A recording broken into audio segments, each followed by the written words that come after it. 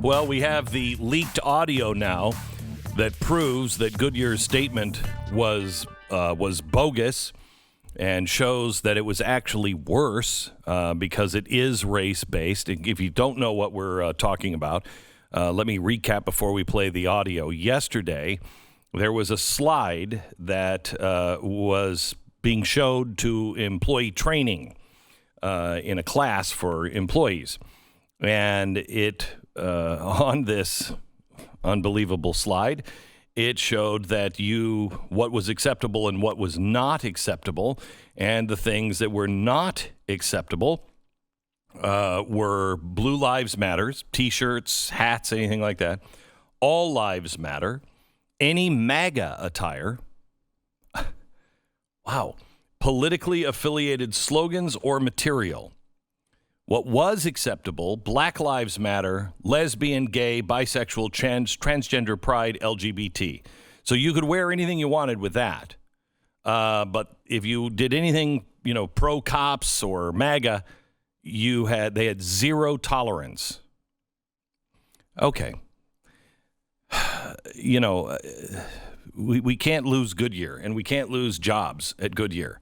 But unless the employees stand up, and the way to get the employees to stand up, I think, because I'll bet you most of the employees disagree with this.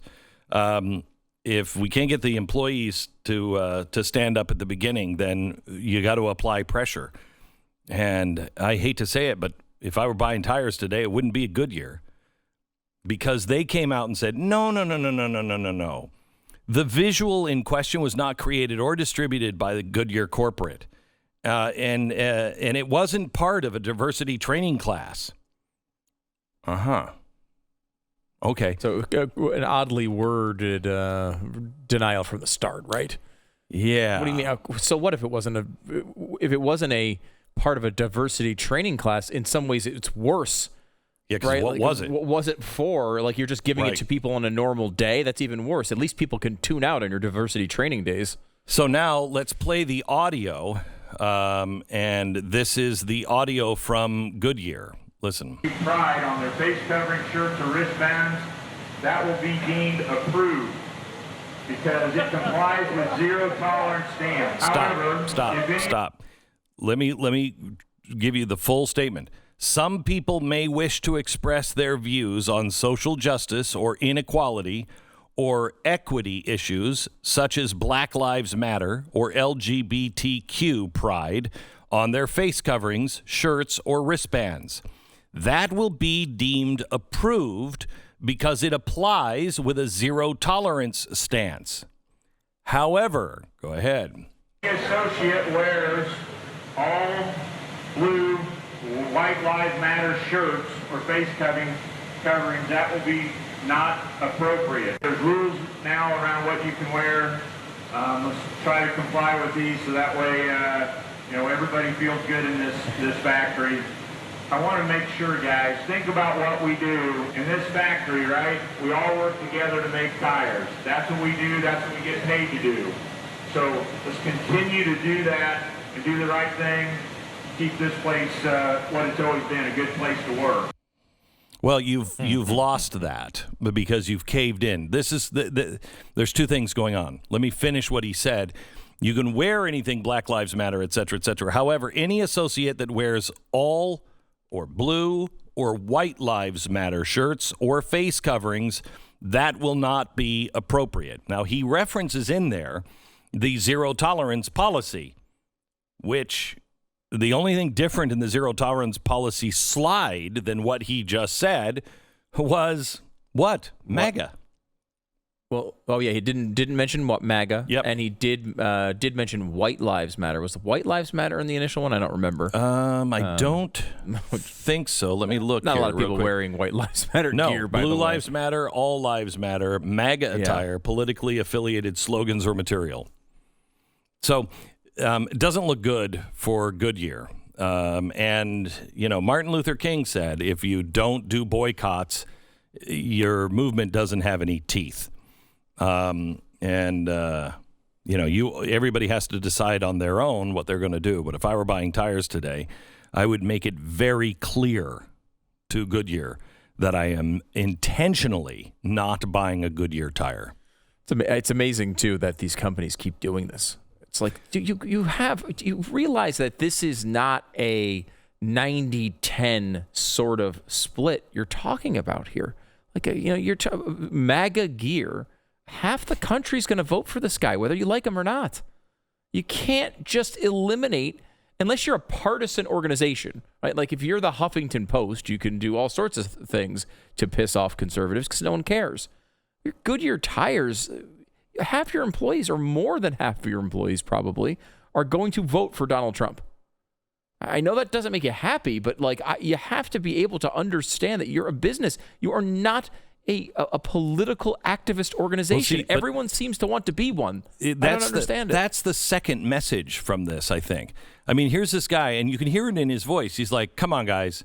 Let's just remember what we do here. We make tires. Right. There's no passion behind it in this guy. He's like, look, guys, can we just please just make the things that roll on the bottom of cars? Right. So he's basically defending this policy and making sure that everybody knows because he's forced to, or they're forced to, because they are giving in to the minority of Black Lives Matter. That minority is going to get smaller and smaller and smaller as time goes on, because as more people see them for who they really are, it's going to become very unpopular.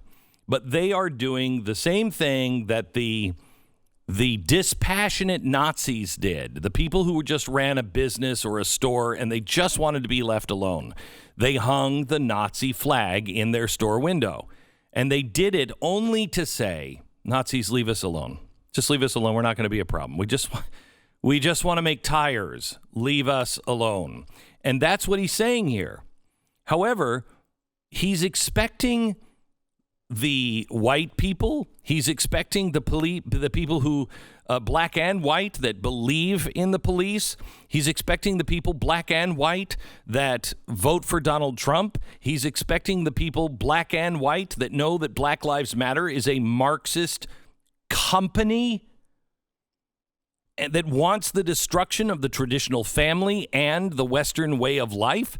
He's expecting those people just to go along with it. And that's where he's pleading, please, guys, can we just all know that this is just a bunch of vocal minority here, that we're just placating so we can get back to business? That's what he's saying. If he would have said that, it would have fit perfectly with his tone.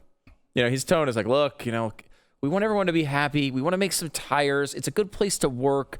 Can we just go along with this and not whine about it? Right. And I'm not saying that you should whine about this. You should. But as someone who's trying to get himself through this announcement, and he was probably the guy who was sitting in, and I bet there were lots in corporate boardrooms all across the country that are like, guys, we make tires.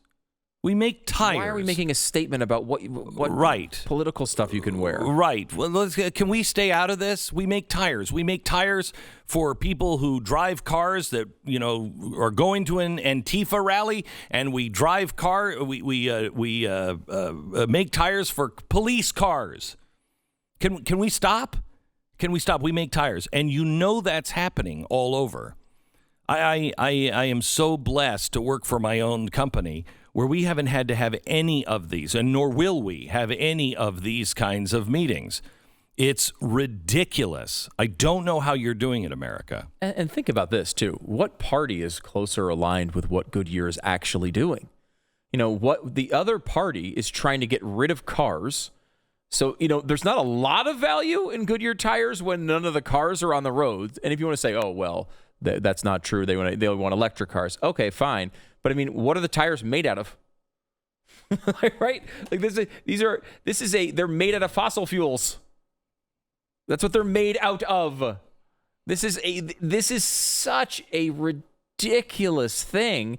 And every company, when this started back in the day, Glenn, because we were right at the cutting edge of this. And when I say cutting edge, I mean on the knife, like the side getting stabbed by these movements, these sort of fakey movements that would say, oh, well, we get 5 calls from some random activist group because supposedly Glenn said something on the air, and it was always Glenn. Glenn said something on the air never me that got us in trouble for some reason that someone didn't like, some crazy activist, and they would call, and the same 5 people would call. This is back when they were doing it via phone, and then they started doing it via email, and then the same people would get. All these emails come in from the same activists over and over again. They're form letters. I remember thinking at some point, these companies learn that what is happening to them is a scam. There's not a large movement saying you can't. No, but they don't learn. They never learn. They didn't learn. They learned because the opposite. They got into the system and they are in positions of power. So they are. Yeah. I mean, Black Lives Matter. They are in positions of power now. All of their supporters, they have them in Washington, D.C. They've taken over one of the 2 political parties. So you can't ignore them anymore. And yes, that's exactly how they built it. And it was all built on Soros money and everything else. And it's dirty as hell. And it's Marxist. But all these companies, they go with it because what are you going to do?